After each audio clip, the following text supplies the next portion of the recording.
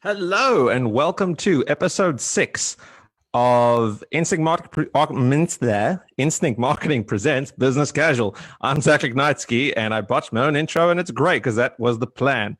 We have 3 new amazing guests for you guys tonight. So we're going to get them all in here and it's going to be a great old time. All right, let's get these guys in here. All right, they'll be here any second. Okay. Everyone is jumping in right about now. There you go. 1, 2, and 3. Hey, everybody. Hello. Hey, Casey. So your camera, can you flip your camera? I don't know why, but it's coming out like sideways. So I know we said do it like that. Don't worry. Just flip it the other way. Okay. No worries. It's perfect. It's beautiful. We love it. Hey, guys. How are we doing? Good. How are you? Can you hear me? I'm good. I can hear you just great. Thank you. So thank you to everybody out there for coming in. We're just going to let everybody get settled and join up in the stream. We've got some people coming in now already. But yeah, we're just going to wait for the comments to come through, wait for the crowd. How's everybody feeling today? Good. And yourself? I'm feeling glorious. Thank you for asking. I want to say everybody managed to look very nice tonight. Christian, you look at a striking combination of professional and intimidating. My specialty. Okay, so we're going to get started now. So thank you everybody for tuning in. This, of course, is Instinct Marketing Presents Business Casual. And Instinct Marketing is an agency that was founded on the premise that we wanted to give small businesses the same big agency treatment that everyone else gets. All the big boys, the Fortune 500s. But what we do is we like to scale it down so that, it's more affordable, but you guys can still get access to the big ideas and the tools that, the big boys do get. So that's what we created this platform for, because we all know that the current climate is not the best. So this is a climate where entrepreneurs can come on down, talk about who they are, what they do, how they've adjusted to the current climate, answer questions from the crowd. We do very much encourage questions from the audience. So if anybody has a question or a comment for our wonderful entrepreneurs, please do not be shy. Throw some love in there. Obviously, this is a popularity contest, and we will be keeping track of who gets the most love in the chat. So bear that in mind for all you parents out there watching at home, your children. So we're going to get started with the first part of the show, which I like to call, Who Are You and What Are You Doing Here? Okay, you know what? We are going to start with Casey. Tell us, who are you and what are you doing here? Hi, everyone. So I'm Casey, and my business is called Casey's Creations, and it's a gourmet muffin business which focuses on creating decadent and extravagant muffins, which are baked from my home with lots of love and precision and care. I gotta tell you, I already want one. I'm sure you'll be getting a box outside your door. That's fantastic. Hey, who told you I have a door? Okay, so Christian, tell us, who are you and what are you doing here? Hey, so my name's Christian. I am a general manager for Cup of Hemlock Theater. So Cup of Hemlock Theater puts on theater shows. Phenomenal. Can't wait to hear more about that. I can tell you, I personally I try as much to have a flair for the dramatic as I possibly can. Or as they say in German, dramatischer. Or that's at least how they said it in Django. Okay, so Sonjia, why don't you tell us, who are you and what are you doing here?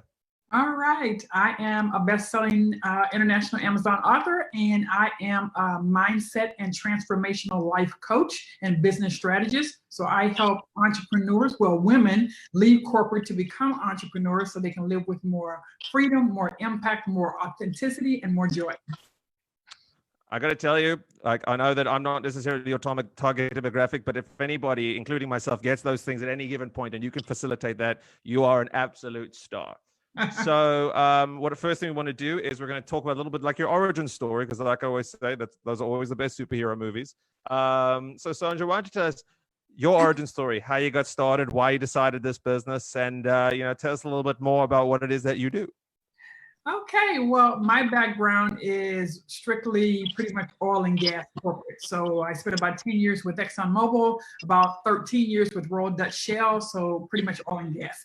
And, variety of positions, but I really felt like my purpose lay elsewhere. And that was really what I was looking for in life. I was looking for my purpose. I knew that I had a larger assignment out in the world. I had a larger calling on my life, and it was about finding that and living that. And in the quest for doing that, I realized that really my journey involved helping other women to find their purpose so they could live the life that they were truly destined to live. So I left corporate in 2016. Haven't looked back since. Really was about location independence, working from anywhere. I'm a huge traveler, so that was a huge part of why I left as well.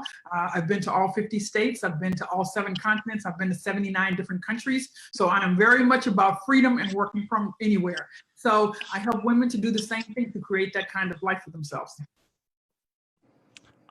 That's fantastic. And I can tell you that, when I first read about your travel resume, the phrase that always came to mind every single time is "Crikey Moses." Okay, so Christian, tell us all about Cup of Hemlock and how it got started and what you do and why it's so cool and all those great good things.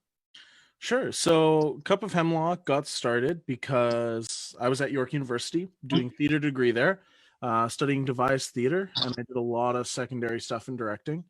When I was there, I met this wonderful gentleman named Will Bartley, who is currently in the comments eating dinner with his family.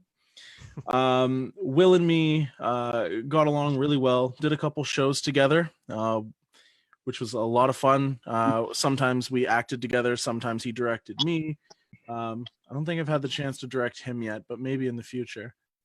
And we kind of had a talk one day about wanting to open up our own physical theater together. So fast forward a few years, and him and his friend, our mutual friend Edmund Clark, decided to start a company together and get together a group of people to help run it. So Edmund's now our production manager, Will is our artistic director, and I'm the general manager for that company. Yeah, and we haven't opened that theater yet, but I'm hoping maybe we can in the future. Amazing. It's always good when you can, meet somebody at one point in your life and say, hey, you know what, we should go into business together. It's like in high school and like in grade 4, you're like, we're going to start a band, and then in grade 10 you actually start the band. And in your case, you actually, showed success. Or in our case, we were a terrible band, but that's not the point of the story. It was the drive and the commitment. So Casey, tell us all about Casey's Creations and the wonderful things. And you actually have quite a cool story, so I want to hear all about that. Yeah, so I lost my job due to the pandemic that was going on and is still going on. And I was really fortunate enough to be able to pursue my passion during, this pandemic and all the extra time I had on my hands. And my passion has always been baking. I love to bake. I bake for family and friends, and it just brings us together and we connect over food. So with some hard work and dedication, I was able to turn this into a business. And, I'm just really grateful for that experience, and I'm really excited about the potential. Amazing. And listen, that's a really important thing that I want to focus on for just a second, is the fact that you said you lost your job during the pandemic and yet you then started this business.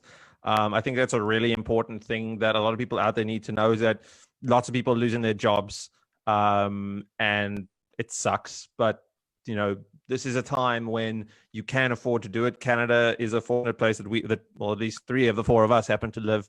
And, that the government is doing its best to support us, to a degree. And so, Casey went and saw the situation, said, let's try and do something positive and see what happens. Okay. So Christian, just give us a bit of a context in terms of what sets your theater apart. What makes Cup of Hemlock, Cup of Hemlock versus, other theaters and other spaces? Sure. So I'd say the big thing that sets us apart from other amateur theater companies is that we're striving to pay everyone fairly. A lot of other experiences that I've seen and have been a part of, it's done for fun, which is great, and I've been a part of that and love it. But ultimately, one of our main goals going into this is, yes, it's fun, but we also want to pay people fairly for the work that they're putting in. I see that a lot from the professional side of things, from the amateur side of things. I haven't seen it too often yet. Yeah, it's great. I mean, acting is always a difficult space to get into, and especially on the professional level. And so, if the fact that you guys have this focus to pay people fairly really, does speak volumes to you guys. Even the fact, like, even from the beginning, that was such a core value for you, it really, as I say, speaks volumes. Okay, Casey, so tell us what sets you apart from all the other muffin makers out there, all the bakeries. So I think there's a few factors that kind of differentiate me from regular store-bought muffins.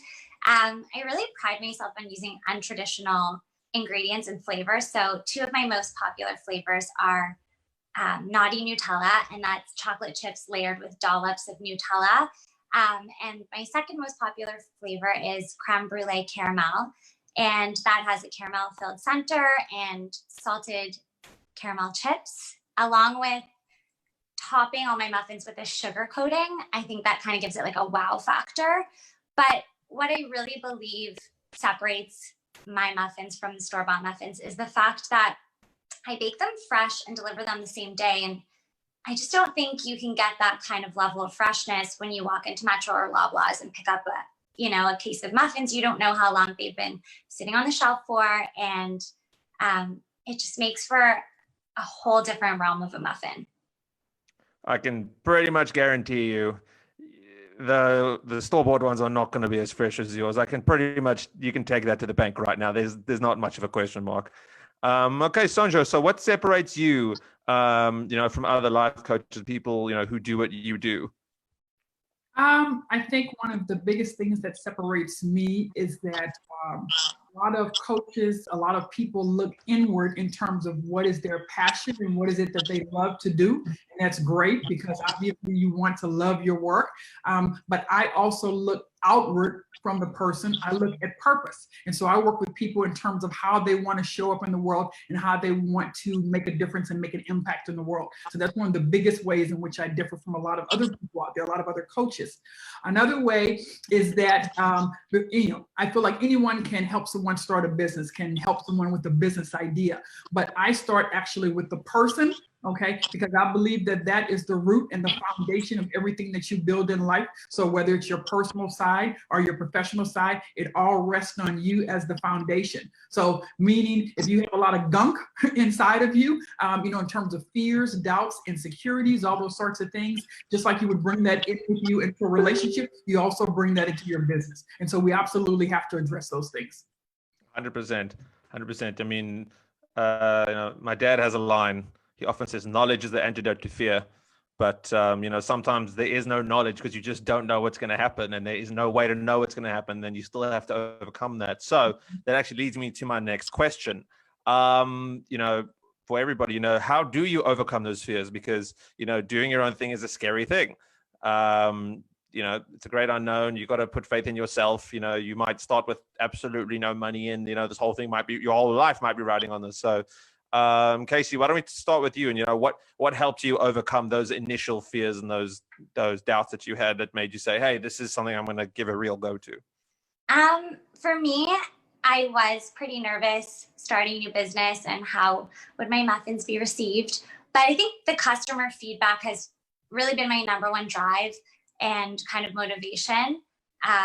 Just having positive feedback from my family, from my friends, from my customers has really pushed me to be the best baker that I can be. And I've learned from that experience. On the flip side, I think constructive criticism is really important, and you can take that and refine your process and learn from that. Mm-hmm.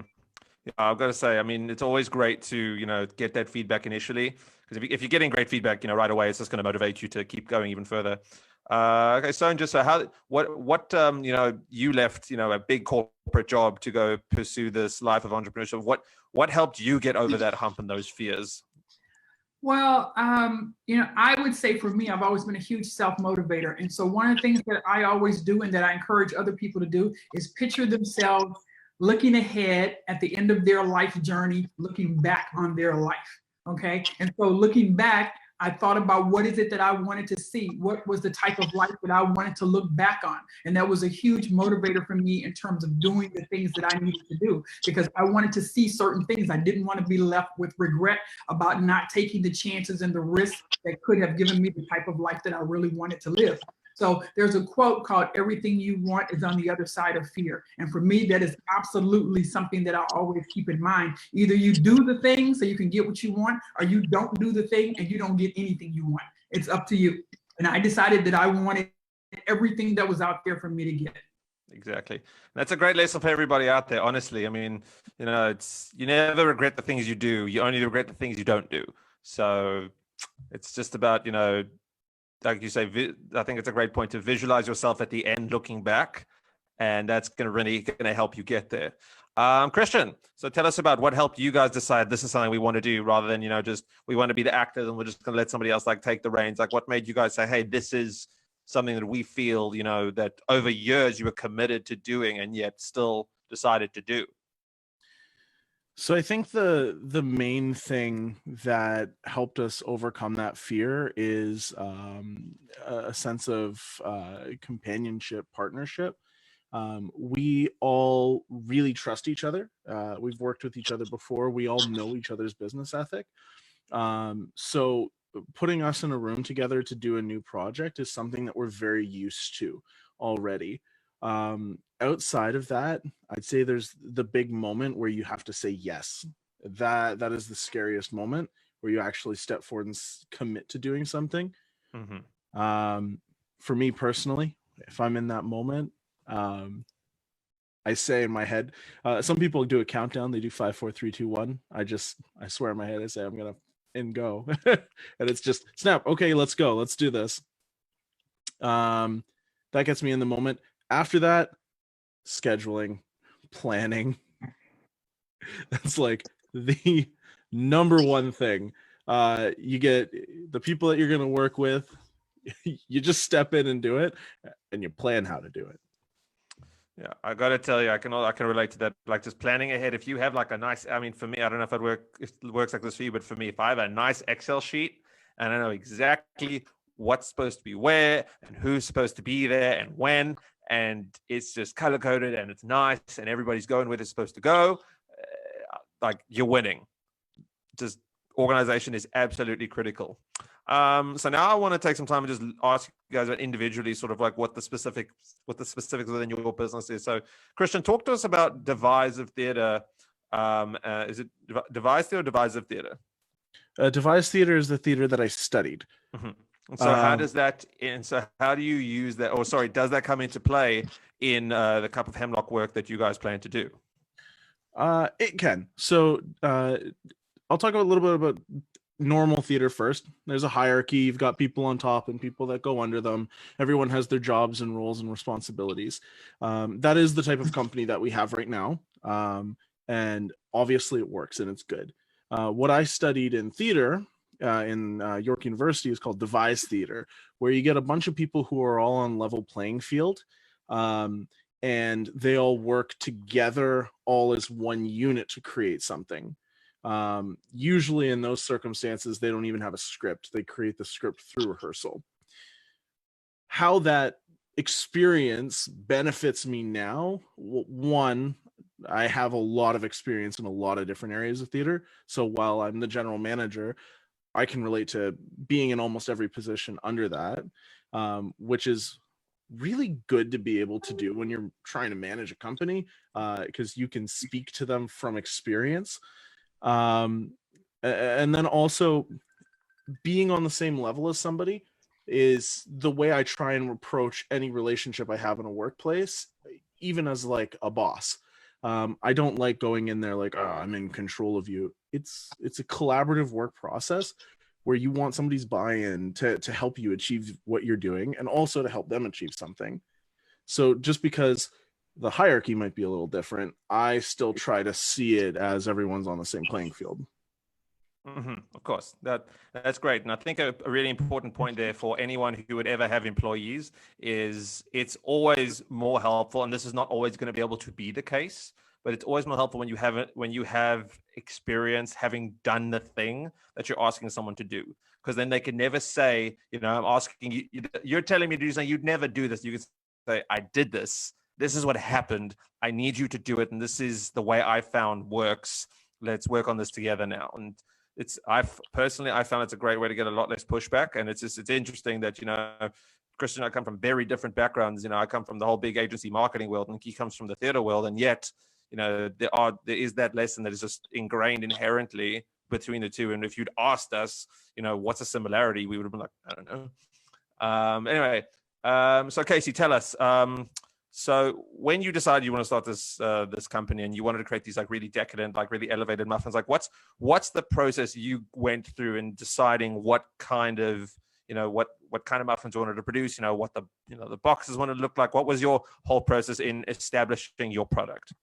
So there was a lot of trial and error just to come up with the perfect batter, the one that was better than all the rest. Practicing, a lot of taste testing, getting my husband to try out all the different muffins. He was definitely horrified by eating muffins every day. After a while, you know, it can be tiring. But in terms of the packaging, I think I knew that I wanted it to have, I kind of had an idea of where I wanted to go with the overall look of the packaging. So that was something I knew right away. But what I really worked through was finding the recipe for the perfect batter and just striving to find uniqueness in these muffins and taking ingredients that you wouldn't, like I said before, normally think about in a muffin and putting it into a muffin in a delicious way. So it sounds like you were really committed to getting it exactly right for you. There's definitely a lot of refinement in my process, and it took some time. And I think I'm at a point where I can still definitely learn and, you know, incorporate new things into my process. But I'm quite happy with the overall recipe and the look of the packaging. And as I said, I'm still learning, and every day is a new day with a new challenge. So awesome. We're always learning. I'm constantly learning. I would like to learn what all of the muffins taste like. Christian has clearly charmed a snake suddenly. Yep. This is not the first. That's not the first pet to appear on the show. Don't worry. Baloo, my dog, often starts barking at nothing very suddenly between the hours of 8 and 9. Okay, so Sonjia, tell us about your book. I'm really curious to share your book with everybody. Okay, it is called Unleash the Beast, okay? Escape corporate life to live your dream life, okay? Which is essentially what I did. And so again, that is my purpose in life, to help other women do the same. But I really chronicle my my whole story in corporate, okay? So let's face it, oil and gas is very much a male-centric organization, type of industry. And so, for example, one of the comments I received frequently in my performance reviews every year was that I was too direct, I was too assertive. Okay. And I felt like that was feedback that I never would have gotten had I been a man. I felt like it was feedback I got strictly because I was a woman. Okay. So it was important for me to share that story, because one of the things that I wanted to help women to do was to live more authentic lives, to be themselves and to be accepted for that, and to not feel like they always have to put the mask on to go out to work every day. And that's how a lot of people feel, that they have to put a mask on in order to go out into the corporate world. Okay. So I really want to help women in that respect. I mean, it's true. I mean, listen, as I say, I'm not necessarily in that demographic. However, I can tell you, I've definitely had jobs in the past that, you know, it felt like it was high school, and, you know, I had to go in every day. And if you did what they wanted to do, I remember specifically, they would one of the managers like, hey, you come sit here today. And everybody's like, whoa, you're sitting with the managers today. And then like the next day I didn't do something right, and I like had to go back to my desk, and everyone was like, you blew it, didn't you? Back at your desk, big boy. And so I definitely know where that's coming from. So it's definitely hits home in a way that one might not have expected. Okay, so now I just want to quickly touch on a topic which is very relevant to instinct marketing, which is marketing. I'm curious to know sort of how you guys, you know, approach marketing. You know, maybe your marketing approach has evolved. Maybe it's kind of stayed more the same. I know some of you have been in business longer than others, so it hasn't had as much of an opportunity to evolve. but I want to hear about that. So Casey, tell us what's your strategy for getting the word out? So my venture is quite new, and I have been seeking advice from a professional. I've been working with you, Zach, and it's actually been so helpful. I've been learning some tools and techniques that I feel are really just helpful for my business overall. And I've also been very reliant on social media. So Facebook, Instagram, and just word of mouth has been really, really big and consistent for me. Okay, great.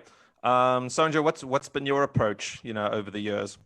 So social media has been a big proponent for me as well. We have a Facebook community of over 7,000 women. So we call ourselves mediocrity escapologists, which is very much what we are about, escaping mediocrity and living above and beyond the average and the ordinary and the mundane. So the women love the community. It's very much a safe space where they can support, encourage, and empower one another. So definitely word of mouth, and then bringing in their friends, family members, other people, other women that they know to be a part of that has been a big success for us. Awesome. Okay, Christian, what has been your social media strategy? So our first real strategy was getting a marketing manager, which is an interesting experience. In the past, usually that would be responsibility shared by most of the people in the company. But now that we have one designated individual, that's made things insanely easy. Not to mention the person we have, who is Shubha Kaushik. She's awesome. She's always on the ball with everything, coming up with new ideas. And she's made us go from not being known to having like a little bit of a fan base, which is really cool. Mainly we use social media as well right now. While we have all done theater work in the past, this company hasn't put on its first show yet. So we got in the planning stages in about November, December. And then obviously with COVID-19, that's impacted us on a very deep level. So our main focus through social media right now has been promoting art for people who can't put on art. So, I mean, I guess I can tell you guys this, if any artists are on here listening or watching this, please send us an email letting us know about your art that you're doing during this time. You can check us out on the Instagram and see a little bit more of the details on how to do that. And we'll promote your art for you. Awesome. And as I say to the other two guests, if you guys want to call out something specifically that you do, like, please don't be shy. This is why we're here. Somebody, the other week said, oh no, there's a bit of a plug. I'm like, the whole thing's a plug. It's a plug for all of us. Like, so as I say, don't be shy, just go for it. Okay, so before we get to the next question, I do want to take a second to go through some comments. Schubert says that Christian, those were some wise words. Casey, lots of people giving you some love here. I believe Debbie's giving you some major league love out there. As Christian said, Will Bodley is eating supper, which will be on shortly. I also want to take an opportunity to just remind everybody, if you just tuned in, who we are talking to. We have Sonjia Mackey, who is a life coach who encourages women to leave the corporate world and pursue the life of entrepreneurship. We have Christian Teatro with a Cup of Hemlock Theatre, a theatre company based in Toronto. And we have Casey Pacht, who is the owner of Casey's Creations. They make some absolutely spectacular muffins with 6 ridiculously good-looking flavors. So I should have said that more like Xander. It's not Xander, Zoolander. They're really, really ridiculously good-looking. So now I want to shift gears a little bit and talk about brand.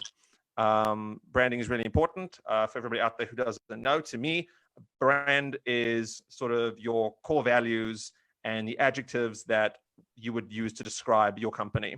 So I want to talk to everybody here and find out, what your brand is and why you wanted to establish those things as your brand, why those were so important to you. Christian, why don't we start with you? Sounds good. So I actually have like a little blurb that defines Cup of Hemlock Theater, so I can quote it.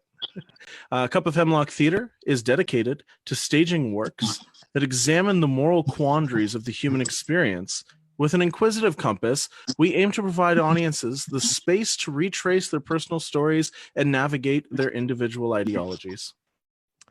That sounds awesome. Although I am a little disappointed you didn't write it on your hand and like just go all the way up your arm and then like across your other arm. But then tell me why did you feel that was sort of the brand or the direction you guys wanted to go? Like, why were those things important for you? So in order to come up with this, we literally all sat around a table and discussed what we look for in theater. It came organically out of having a group conversation, to be honest. Okay, great. So Casey, talk to us about your brand and how it got established.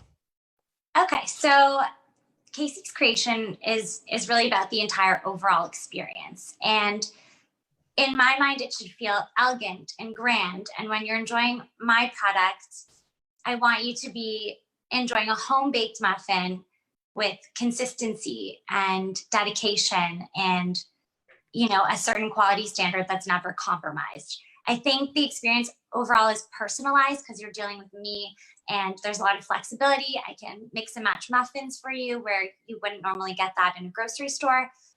But yeah, it's a very customized process and it's very personalized. And I think that's what really makes Casey's Creations brand.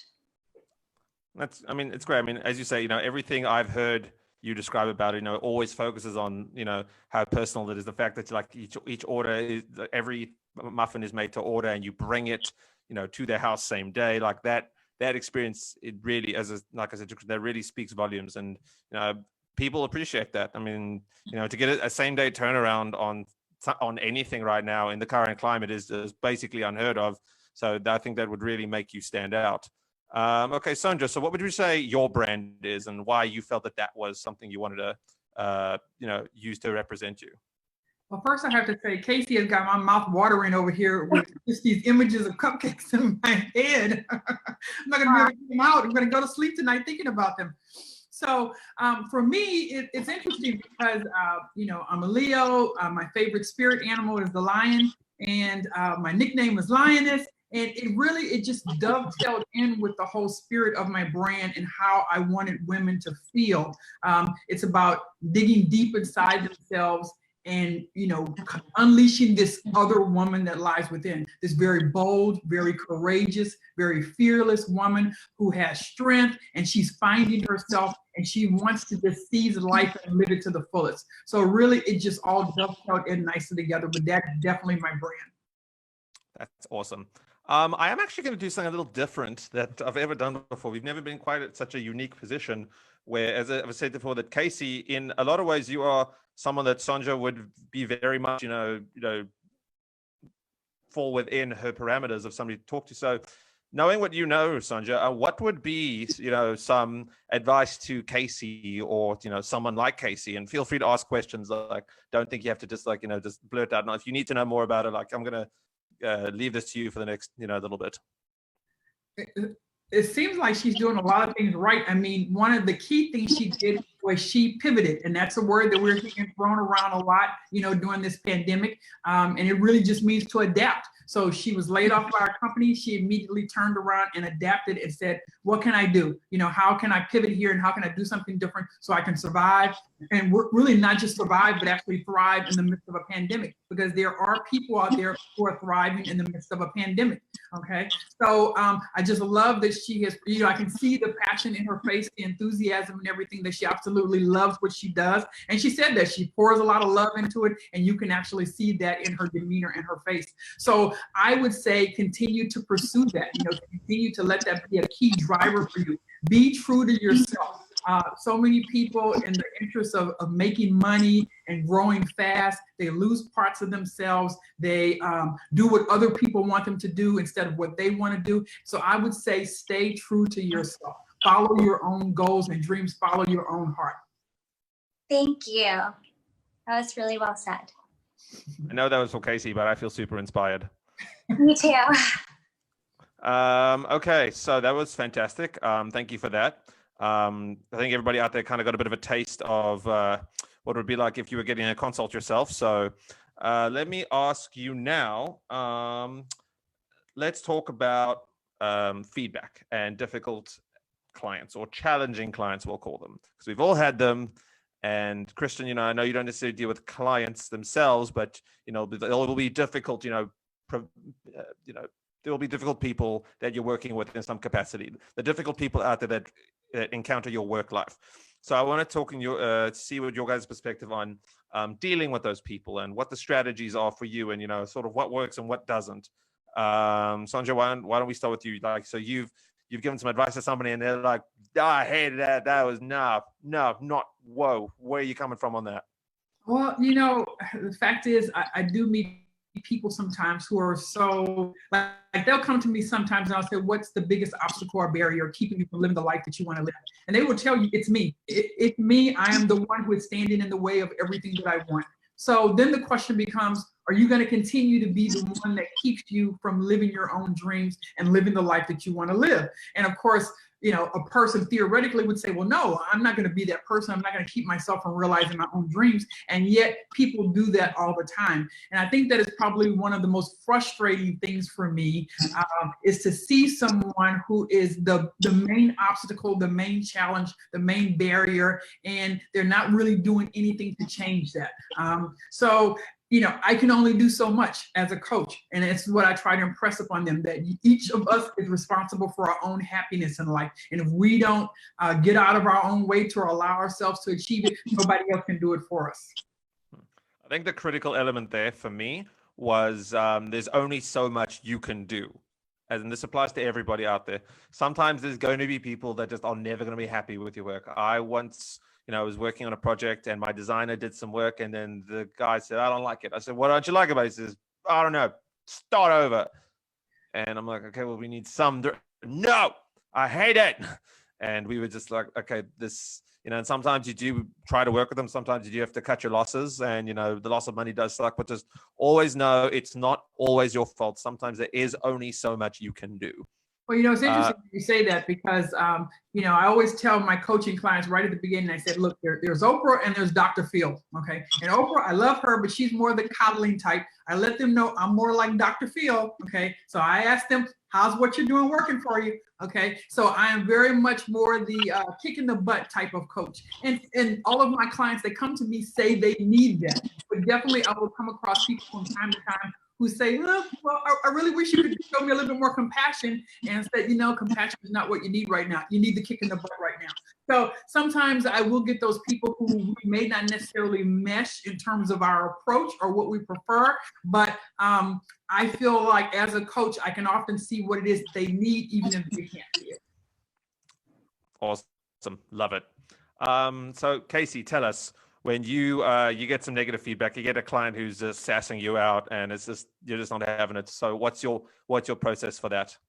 I think every situation is situational, but for me, I'm quite sensitive. So I try not to let negative feedback demotivate me or, just bring my day down. However, I think it's really important to appease your clients. So if I did deliver a batch of muffins that they weren't happy with, I would probably, drop them off another batch free of charge. And that being said, you just have to kind of remember that criticism is subjective. If you know that you did the best that you can, I'm going to take a note from Sonjia here. You just got to be confident in what you have sometimes, and you're never going to meet everyone's expectations or needs. So you need to just remember that sometimes what you have is really great, and just be grateful and happy with what you have, because it's okay to not be pleasing everybody all the time. Mm-hmm. That's true. You can't please everybody all the time.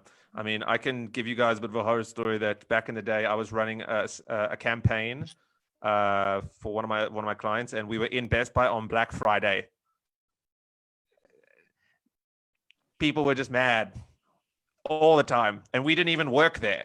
Like, we just had branded shirts on representing the client at the time, and they're like, why can't I get this vacuum cleaner? I'm like, we don't work here. There's just sometimes there's no winning, but you should always try to work with the situation that you've got. Don't just write everybody off because they're pissed off. It's what does this person need? You know, do I actually know the answer to this question? Each thing is situational. Play the famous line, play the class, not the teacher. Okay, so Christian, how do you deal with difficult people, or whatever the equivalent of clients would be for you? I fight them. No, just kidding. Why are you order? So my day job is a bank manager, a manager of customer experience for the bank. So like for me, I'm like, I deal with coaching and difficult people and all that stuff on a day-to-day basis, but I'm purely trying to keep it about the theater. I mean, you can give us other experiences if they're relevant.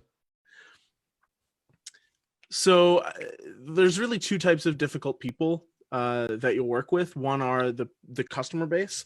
The other potential is people that you work alongside.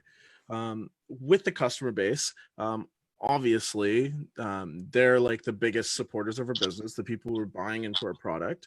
So theater would be the people who are coming to the shows or are potentially supporting the show in a monetary way. We want to do our best work so that they are able to enjoy that experience. Art is incredibly subjective, and there is no way at all to ever make something that everyone will like. And there is no way for me, if I was in a performance position, to be able to perform in a way that would make everyone like it. Some people find that difficult to overcome when they receive negative feedback, whether that be through posts on a video or comments in a review box afterwards, or however it goes to them. If they get a bad review through a magazine or stuff like that, some people can take it really hard. But once you understand, like, there is no way to appease everyone. There's always going to be somebody who's not a fan. You can breathe, let it go, and just do your best. When it comes to the people you're working with, that gets a little more difficult. It's really how you approach those conversations. How do you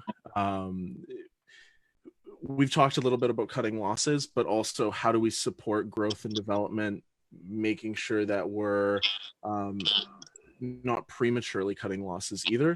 A lot of people are negative on themselves, and they actually have a lot more growth potential that a person in a management position could bring out of them. Sometimes it's like conflicts between people that you have to performance manage and help them resolve, especially in a heated emotional state in an acting studio. That can get very interesting. The personal way that I deal with it is heart to heart, try and discover the root of the problem, and instead of like focusing on what caused the problem, focusing on the person that's in front of me and what they can do. Because somebody will talk to you about what somebody else did and what the problem is. And it's okay, what can we do in this moment? What can we do that's positive? How do we make this a positive conversation about growth and not just a negative conversation about what's bad? Mm-hmm. Well, that's great. And I think a really, really important point that, you know, was overlooked previously until you said it is, you know, the opposite of cutting losses is growth. And, you know, it's always great when you have a superstar, but it feels even better when you had somebody that you were very worried about. And then, you know, through coaching and management, they actually managed to become a superstar themselves. In fact, you know, there's always that phrase. I've got a lot of quotes tonight. You know, I hate average employees. The good ones are great. The bad ones you drop. The average ones, they need hand holding and constant poking and prodding and adjustment. But then to Christian's point is that you take those people who even just call them average or below average, for lack of a better term, and if you can coach them and you can make them better and help them support the business, then you are absolutely winning. Okay, so now what I want to do is I want to touch on COVID. You know, the big situation that everybody's, you know, it's on their minds. It's what a lot of people want to know about. So I want to know from each of you sort of how COVID's affected you, how you've pivoted. That's a new word with COVID. Yeah, it's always COVID and pivot. It's like Ross and Rachel. They're always together or not. And then again, So I want to hear from you guys, what you've done, how it's affected you and how you pivoted. Casey, let's start with you. Yeah, so because my business was kind of spawned out of this pandemic, my answer might be a little bit different. I don't really have a great answer for this question, just because my business was created through this pandemic, so there was no pivot. It was more of a creation. But right now I'm just focusing on, clients and gaining a client network. And and that's where I'm at right now. I mean, at the same time, you say that, there wasn't much of a pivot because, your business was spawned out of COVID, but at the same time, you lost your job just like lots of other people. And as Sonjia said, this business was a pivot, and you also pivoted. You didn't just make cupcakes and say, all right, we'll sell online. No, I'm going to hand deliver them every time. And that's going to be the experience. So to me, that's a very strong pivot, because that's something you found a gap and you took it. Okay. So Sonjia, why don't you tell us about you, how COVID's affected you and what your pivots have been? Well, fortunately, there's one part that really was already good in place, and I was able to emphasize, and that was because I was always about remote work, working from anywhere, working from home, working from wherever you wanted to work from. So that played in well with the quarantine and the pandemic, because as people suddenly found themselves working from home, we were already doing that. I was already talking about that. Okay. I was already talking about online business and digital products, which would allow you to still work and still make money even in the midst of a pandemic, even in the midst of a quarantine. So one of the examples that I was always pointing out to people was, if you had a brick and mortar business, you would be in trouble because you would be at home and not able to go into your business. If you had a physical product type of business where you were shipping, you might still be in trouble because you can't get to the post office, or the post office is closed, or something like that. But if you have digital products, if your business is online, then you're essentially quarantine proof, because you can still do work, you can still serve customers, you can still deliver your product because it's taking place over the internet. So that worked out well from that standpoint. But what I also had to recognize was that a lot of people in my community were just in a place of fear and uncertainty and anxiety and stress. And no matter how much I gave them the daily pep talk and the positivity and all those sorts of things, you absolutely had to recognize where they were, and you had to meet them where they were. So for example, I kind of declared this month Mental Health May in my group, and I'm actually bringing in several licensed professionals, therapists, to kind of talk to them about how to manage those feelings of fear and anxiety and uncertainty about the future, so that they can work past that and manage it so they can move on. Because the key is, look, I understand how you're feeling, and I'm going to work with you on that, but you can't unpack your bags and live there. We have to move on to this new normal, whatever it's going to be. And what I would like them to be able to do is to take a hand in actively and proactively creating that new normal for themselves. See, I really like that, because you do have the compassionate element there, but then it's like, okay, but what are we going to do about it? Exactly. By the way, I forgot to mention, Sonjia, would you tell us all where you are calling us from? Because it's definitely much more unique than the other three of us. Is it Louisiana? Yeah, Louisiana. Listen, we're all right now in Toronto, more or less. So you definitely got the most exotic location right now. Okay, so Christian, tell us all about your COVID situation. So like I said, we had our initial meeting in November. We had a few months where we were just sort of planning out roles, responsibilities, and stuff like that. And then COVID hit. And for a theater company, that is pretty devastating. If you think about it, that's a room full of people that isn't allowed to be together. How do you rehearse?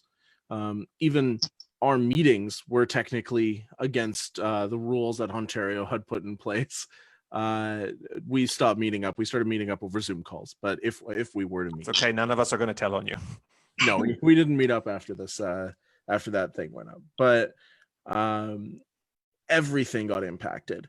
But instead of just being like, well, we tried, we've stuck with it. We've stuck with our weekly Zoom calls. Every Sunday at noon, we get up, we talk about what's going on. We set homework for each other. And Our main focus right now has been the social media, gathering interest in our companies, and then also supporting local artists. And we're also trying to see what other types of projects we can do, and if they're worth it right now. Some things we've seen is live play readings. One thing that we have done is a play review. It hasn't been posted yet. Stay tuned for that. It's King Lear. And other types of online performance-esque things. We're still talking about what exactly we want to do. Mainly what we've done, promote local artists, plan for the future. We're really trying to nail out schedules that are flexible and can move for when things start to reopen and become safe, which is looking like, at least for the theater community, January. Okay, awesome. Awesome. Love that you guys got a plan in place. I love that you guys just didn't give up and hold your hands and say, peace out, that you're committed and having these calls. And guys, I love the commitment. Okay, so now we are going to go to Q&A. I just want to read a couple comments before we get to the questions. Christian Edmund Clark says, we need a muffin manager. Suzanne Gardner says she loves Casey's attitude and positivity. Donna Davies says Sonjia has some great advice as always. Shuba really liked my Ross and Rachel joke. And Debbie Letcher is impressed with the fact that Casey actually started a business during COVID. But now we're going to get to the actual questions themselves. The first question is from Sonjia. So what is your advice for somebody who wants to publish a book? I'm actually working with some people on that right now. So I think a lot of people have a personal story inside of them, a story that is aching to come out and to be shared with the world. And that is where you're coming from. You have a personal story that you want to share with the world to help impact the world.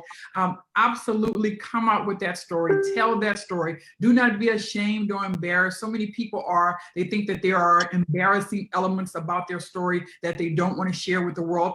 I will tell you, there was a Me Too moment that's in my story, that's in my book, that I absolutely had to come out and share in order to have that authentic connection with other women who are like me and who have experienced the same. You have to be honest and you have to be transparent in sharing your story if you want to have that connection and if you want people to get the full impact of your personal story. So it's very important that you do that. But yes, absolutely come out and tell that story. Share your story with the world. Okay, great. Love it. We have another question for you. How do you know when you've got let me rephrase the question. What do you look for in a client? Like, how do you know when you can help someone? 9 times out of 10, I've been able to help someone. The people that I have not been able to help are typically the people who have something from their past that is so ingrained and so hurtful and painful in their life that what they actually need is not a coach, but a therapist, a counselor, someone to work through that event and those emotions. And usually you can tell that pretty early on by a lot of their questions and a lot of, where they are now. And in some respects, well, in all respects, they typically will mention that in some form or fashion, something from their past that still has a hold on them today. And really, until they let that thing go from the past, it's going to be very difficult for them to move forward into their future. It's not that, and I tell them all the time, it's not that you erase it. It's not that, what somebody said to you or did to you wasn't wrong or that you are invalid in the feelings that you have. But it's almost like what I said before. You can't unpack your bags and live there because continuing to hold on to the past is keeping you from enjoying the present and moving on towards your future. Awesome. See, again, it's a lot of there's the compassion, but what are you going to do about it? Okay, Casey, this one's for you.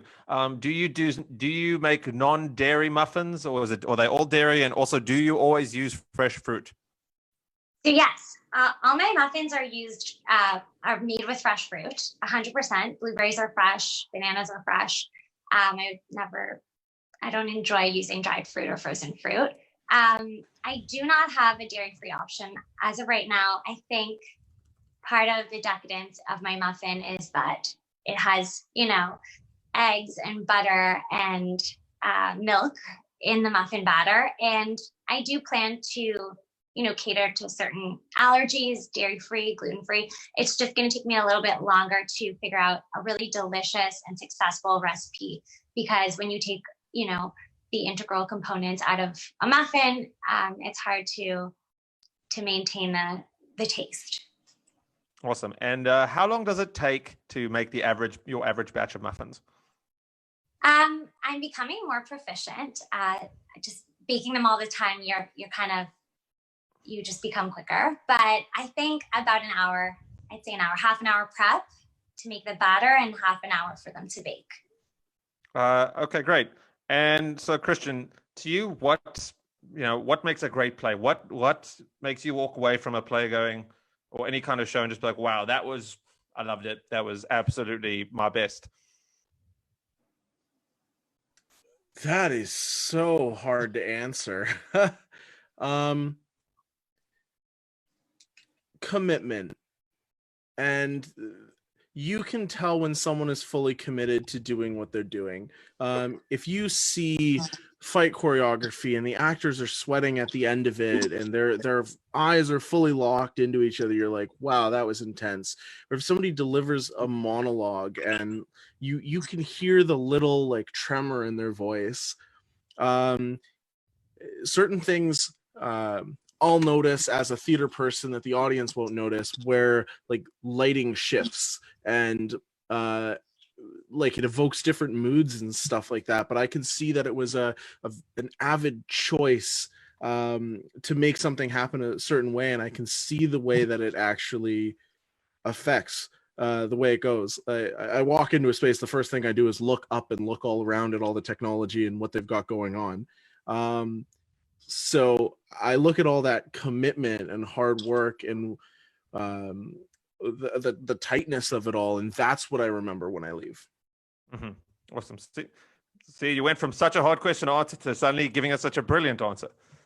Okay, so that was amazing. And with our last 4 minutes, we are going to play a game that I like to call 30 seconds. And I like to call that because that's what it says on the side of the box. For those of you who've never played, including all of our guests, it is a game very much like Taboo. It's a quick fire game where I have 30 seconds to read you 10 descriptions of things. And it could be anything from, a table to something in pop culture. And it's super fun. And we're going to do a practice round so you guys get a sense of how it works first. I love it. Every time I start to describe the game, everyone's like, practice run. Okay. So practice round starts in 3, 2, 1, go. The little blue people with white hats. Murph. Yes. Okay. The place in Scotland, like everybody wants to go to first. Edinburgh. The other one. Arthur's Seat. The other one. It's what sand turns into when it gets super hot. Glasgow. And yes. Okay. The guy, the comic guy, he has little orange tufts, and his dog's name is Snowy. Snowy. Okay, that was time. That was Tintin. The answer is Tintin. Was that the practice round? Yes, that was the practice round. Okay. Okay, cool. So now is the real round. Okay. I have a counter ready. She'll be keeping track of who guesses first. Do we all kind of go out at the same time, answer, or? Yes.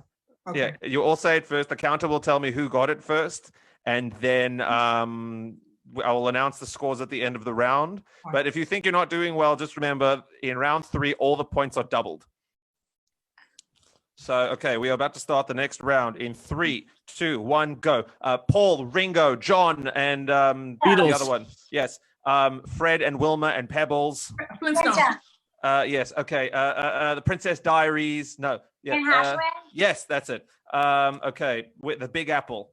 New York. New York. Yes. The movie with the little fish and his dad's trying to find Nemo. Finding Nemo. Yes. Okay. It is a kind of spirit. It also sounds Ghost. like Apparition. no. It's okay. Time. The answer was Brandy. I was also trying to think who I know named Brandy, and I was like, would that be a better description? Spirit, really? Yeah. I mean, Brandy is a spirit. No, it is. It is. Okay, so we're just waiting for those points to come through. That should be any second. Okay, so round one. Okay, so Christian has 2 points, Sonjia has 1 point, and Casey has 2. So it's still anybody's game. All right, round two coming at you in 3, 2, 1, go. The movie with John Travolta and Olivia Newton-John. Grace. Yes. Okay. The guy who played Lex Luthor in the Superman movie with Brandon Routh. He then went to jail for a long, long time. Okay, skip it. Yeah, the deaf pianist. Bach? No, the other one. Beethoven? Okay, well, I don't know my deaf pianist. Yeah, the answer was actually Mozart. In fact, I might have even botched the description. Okay, so now we're waiting for the points on that. I feel like that was round one was the strongest round so far, and I'm going to take myself on that one. That was a hard card, actually. It was more difficult than I thought it was. Okay, we're waiting for the points to come through, and we'll start round 3. Okay. Okay, so Sonjia and Casey each got 1. So that's Christian 2, 1, 2, and 1 and 1, so 3. So right now Casey is winning by 1 point, but it's still anybody's game and points are doubled. So ready, round 3 coming at you in 3, 2, 1. Okay, January 1st. Happy New Year. Yeah. Yes. Okay, the place in Ireland everybody wants to go to. Dublin. Yes. Okay, the Isaac's father in the Bible. Abraham. Yes. What's the song? A little bit of Monica in my life. Mambo What's number that? 5. Mambo number 5. Yes. Okay, the thing in Egypt without a nose that tells you riddles. The Sphinx. Anubis. Yes, Sphinx. Okay, Sting and Bono. the Police. Sting and the Police. Police, yes. And I'm great. That's actually really good timing because I ran out of things you guys are going to know unless you know who Rachel Weisz, the Western Province, or I suppose I could get total. Okay, so the final points are coming through. This is so tense. Yeah, I know Mozart wasn't deaf. I definitely botched that. So the final round 3, Christian got 2. Okay, so Christian finishes, that's 4. So Christian finishes with 6. Sonjia got 3, so that's 6 points. So finishes with 8. And oh no, Casey didn't get any in round 3, which means so.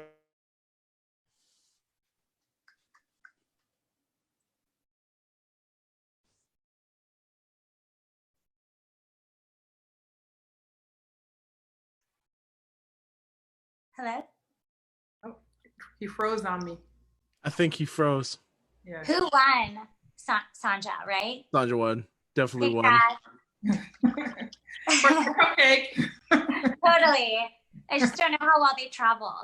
What are your 6 flavors? So I've got boisterous blueberry, bodacious blackberry, creme brulee caramel, naughty Nutella, classic chocolate chip, and cozy cocoa banana. Wow, I love those names. If you ever come to the city, do me a favor, send me a message. I'd be more than happy to drop off muffins for you. I definitely will. I haven't been in a long time, but yeah. I think we're back. I don't know what happened there. That's super great. Let me just double check that we're still streaming.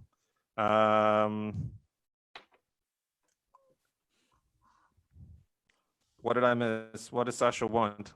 Sasha says, OMG, can I has?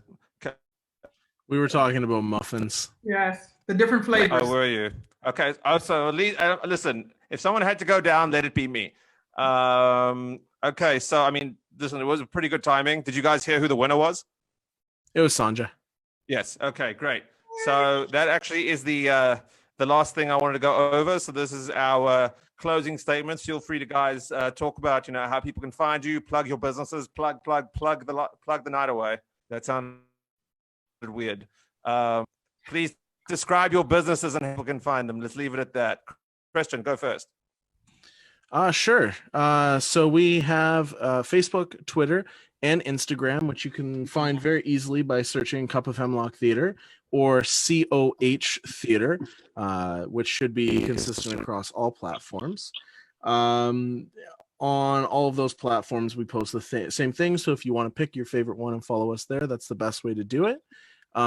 If you are an artist who is currently doing work during this time of COVID-19, we do want to hear from you guys.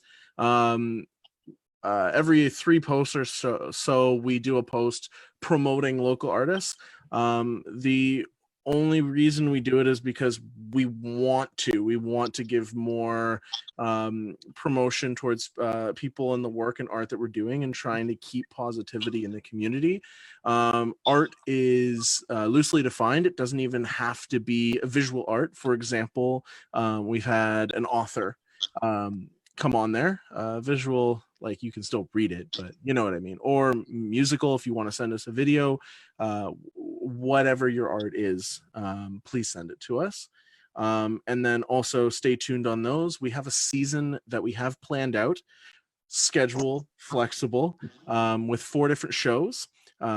First show is called Emeritus, which is a show that explores what happens to people when their worth in life has gone away. The show is also really cool in that everything that happens, each scene is backwards in time, where one of the actors from the first scene is in the second scene, but as a younger version of themselves. And it goes backwards and backwards. We're also doing a 1-act showcase. That will be our second production. Plays, I believe, don't quote me on this, I'm pretty sure they need to be about 45 minutes. And if you would like to send us submissions as well to that, you can find our email on any of the social medias that I've mentioned. Cup of Hemlock Theater at gmail.com, I believe is what it is. I don't have it memorized yet. Marketing Cup of Hemlock is the one for artists. We have 2 emails. Yeah.